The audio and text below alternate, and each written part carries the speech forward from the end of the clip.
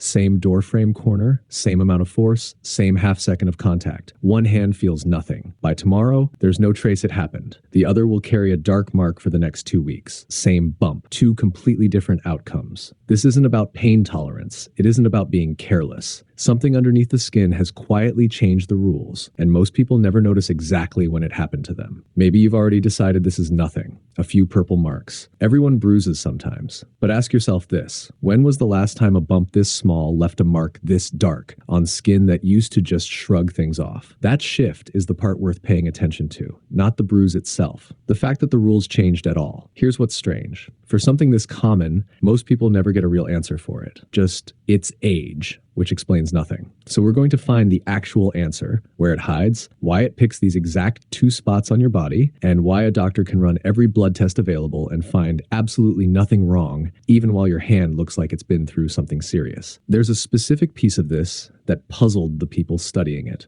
but it starts somewhere you wouldn't expect, not with your skin, with your assumptions. It's worth knowing this up front. A change like this rarely travels alone. Dr. Adrian Kane spends a good part of the science of aging after 40 on exactly this idea, that the body doesn't age system by system. It ages as a network, quietly, with skin often the first place that network becomes visible. Keep that in mind. It'll matter again later. For now, the assumptions. Most people run through the same 3 guesses. Maybe their blood is getting thin, maybe they're low on some vitamin, maybe it's just one of their medications. Each guess is reasonable. None of them on its own is the real answer. And the reason why is more interesting than any of the guesses, because whatever is actually happening here isn't happening in the blood at all. It's happening in the architecture around it. And that architecture isn't failing evenly across your body. Nearly 95% of these marks show up in exactly 2 places: the backs of the hands and the outer forearms, not your shoulders, not your stomach. That explains why. These are the only parts of your body that have spent 50 or 60 years directly exposed. Steering wheels, garden beds, afternoons in the sun, while the rest of you stayed covered. The pattern isn't random. It's a record, and it's specific enough that doctors gave it a name over 200 years ago: senile purpura, sometimes called actinic purpura,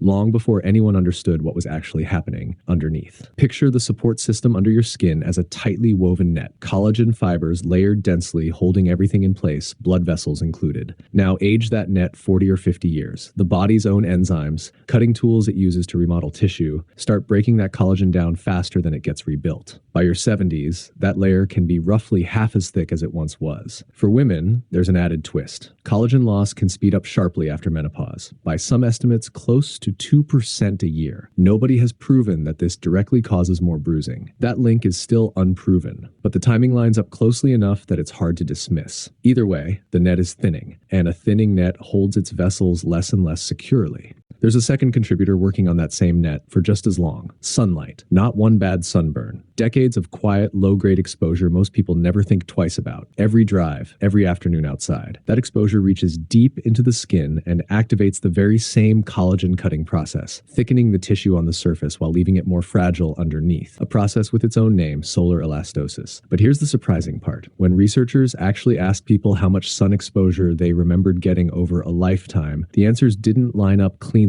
with who ended up with these bruises. That's not proof the sun is innocent. It's proof that nobody's memory is a reliable measuring instrument for 50 years of afternoons. The evidence gap is real, worth naming honestly, not papering over. Remember that idea from a minute ago, that aging moves through the body as a network, not one part at a time? This is what that looks like in practice. Skin thinning, sun damage, and, as we're about to see, a vascular system quietly losing its support structure, all converging on the same 2-inch patch of skin on the back of your hand. It's exactly the kind of layered, connected pattern Dr. Adrian Kane maps out at length in The Science of Aging After 40, which brings us to the part even the researchers didn't see coming. So the net is thinning. Decades of sun have made it worse. You'd expect the next piece to be simple. The blood vessels themselves must be tearing, except that's not what shows up under a microscope. The vessel walls here are intact, not ruptured, not torn, which leaves a genuinely strange question hanging in the air. If the vessel itself isn't broken, where is the blood actually coming from? Before we get to that, there's a much more obvious suspect most people reach for first, their medications. If you're on a blood thinner or take daily aspirin, it's tempting to stop right there. Thinner blood, bigger bruises, case closed. What most people don't realize is that people on no medication at all get these bruises just as often. What blood thinners actually do is take a small, ordinary leak and stretch it into something far more dramatic, turning up the volume, not writing the story. Steroids work differently. Used long-term, they break down collagen directly, which can produce a bruising pattern that looks remarkably similar, though it tends to spread beyond just the hands. So your medicine cabinet can make this louder. It's almost never the original cause. But the story becomes even more interesting once you realize not every version of this ends the same way. There are conditions that look similar on the surface, but come from somewhere much more serious. A low platelet count, for example, which causes widespread bruising along with bleeding gums, or bruises that turn up on the legs and trunk, not just the hands, or inflamed blood vessels, which make the bruising raised and tender instead of flat, often with fever or joint pain alongside it, or a genuine clotting disorder, which shows up immediately in routine blood work. These aren't the common story, but they're real, and they're the reason a pattern this common still deserves a moment of real attention rather than an automatic shrug. So how do you actually tell the difference? That question is about to answer itself, because it comes from the exact same mechanism we've been circling this whole time. Researchers later discovered the answer wasn't about the vessel breaking at all. It was about everything that used to hold it in place quietly disappearing. The collagen, the elastic fibers, the cushioning that surrounded it. What's left is a vessel wall that's actually thicker than normal, but strangely more permeable, like a screen door where the mesh itself never tore. But the frame around it warped just enough to leave gaps that were never supposed to be there. Nothing ruptures, nothing bursts. Blood simply moves through gaps that shouldn't exist. And that single fact is what separates this from something dangerous. When it's this kind of leak, structure gone, vessel intact, the bruise looks flat and painless, fades within a few weeks, and blood work comes back completely clean, because nothing in the blood itself was ever the problem. But when something is genuinely wrong, with platelets, with clotting, or with the vessel walls themselves, as in the rarer conditions we just mentioned, the bruising looks different from the start. Raised, tender, spreading, often paired with other symptoms. And blood work won't come back clean because in those cases,